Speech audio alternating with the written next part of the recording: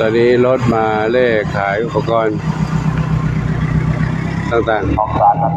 เรากำลังนะครับเพื่อการหาการในการตรงการออกพอดีนะครับต้องการนั้นในของใจในบ้านออกมาพอมาคอยกันนะครับมีเรียบมีใส่เตรียมตีเป็นมีดเป็นเสียมมีดมุ้ยมีดปุ้ยมีดยับมีดโตมีดแรงมีดกุดมีดคอมีดงอก็มีนะครับเนี่ยมีเรียบมีใส่เต็มที่นะครับก็ว่าเจ้าขอจกขอพกแหวนเจ้ายาเกี่ยวเข้าเกี่ยวยาก็มีมองปูนกระเตกแล้วปูนเปล่านะครับเนี่ยแหนบโลกหนวดเหมือนกับเป็นก้อนใหญ่ก้อนน้อยนะครับมีตรงขาวก็มีว่าเจ้าจานทางโลกก็มีนะครับครับโดยลดโฆษณาของเอามาเพื่อครอบทุกสิ่งทุกอย่างนะครับต้องการอันใดอันนั้นนะครับจะเปลี่ยนบุญมุ้ยสีช่วยสีจับสีโตสีแดงสีพุดสีคอสีงอก็มี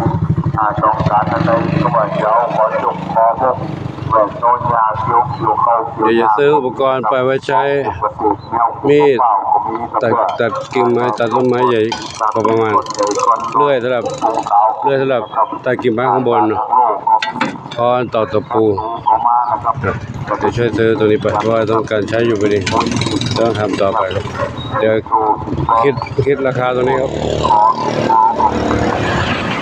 860ก็ว่าเจ้า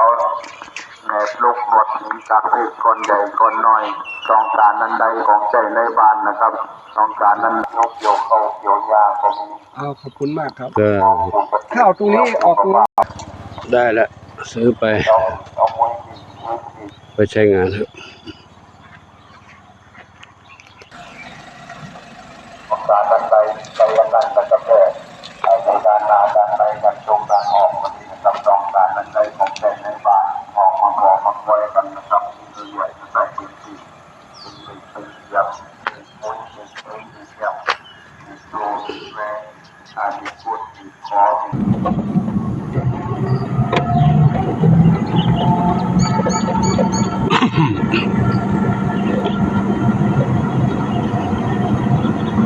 สะพานข้ามแม่น้ำวังบ้านแป้นโป่งชัยตำบลบ้านสาอำเภอที่จังหวัดลำปาง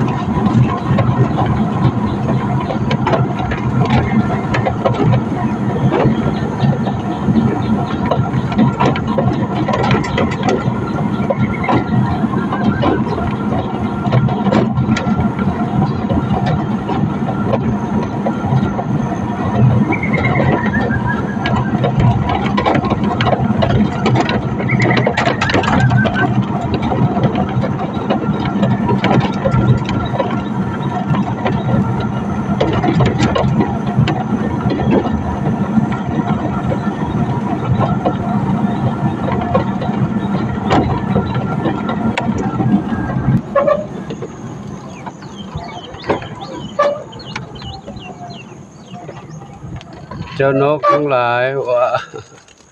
นก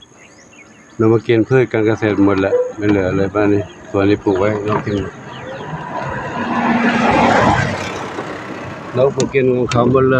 ยเอาวันเลยขอยุติคลิปวันนี้นะความมัตนาตาขอท่านขอทุกท่านมีความสุขกายสุขใจปัจจุบันที่ไหนก็ได้ทุกความมุ่งมั่นปรารถนาประการทุกท่านทุกคนซื้ออุปกรณ์มาไว้ตัดแต่งกิ่งต้นไม้ทางเข้าวัดนี่นะตัวนี้ได้ชาวบ้านตัวนี้ตัดไปหน่อยแบบกิ่งไม้ที่รกๆออกมาคุมถนนหนทางเลยนะ เหลือข้างในนู้นยังไม่ได้ตัดไม่มีใครมาช่วยตัดคงจะต้องตัดเองหรือเปล่าซื้ออุปกรณ์มาแล้วกิ่งไม้เนี่ยนะที่มันยื่นมาถนนเนี่ยรถที่เขาเข้าไปทำการเกษตรข้างในนู้นเขาก็ไปตัดให้ทางที่เส้นทางที่นี่มันก็ไม่ใช่ว่าวัดสัญจรอย่างเดียวทุกคนที่เข้าไปทำการเกษตรในนู้นก็ผ่านเส้นนี้มากันยากระรอกข้างทางก็ไม่ตัดกิ่งไม้ที่โลกก็มายื่นมาจนถนนทางเดินแทบจะเดินไม่ได้แล้วแคบลงมาเลยถ้าตัดออกก็จะดีแต่ตรงนี้ก็เวลาสายไฟตรงนี้นะตัดออกก็ดีคงจะพึ่งใครไม่ได้ต้องทำเองแหละอัตตหิอัตโนนาโถตนแลเป็นที่พึ่งแห่งตนทุกคนโมทนาสาธุกับทุกท่านน้องที่รับชมขออวยพรทุกท่านโชคดีมีความสุขสมปรารถนาทุกการทุกท่านทุกคนเถิดสาธุอายุวโนสุขังพลัง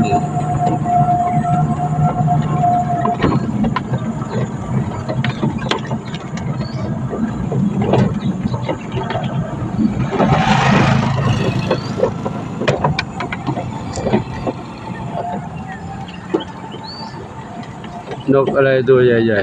ๆนกอะไรตัวใหญ่ๆ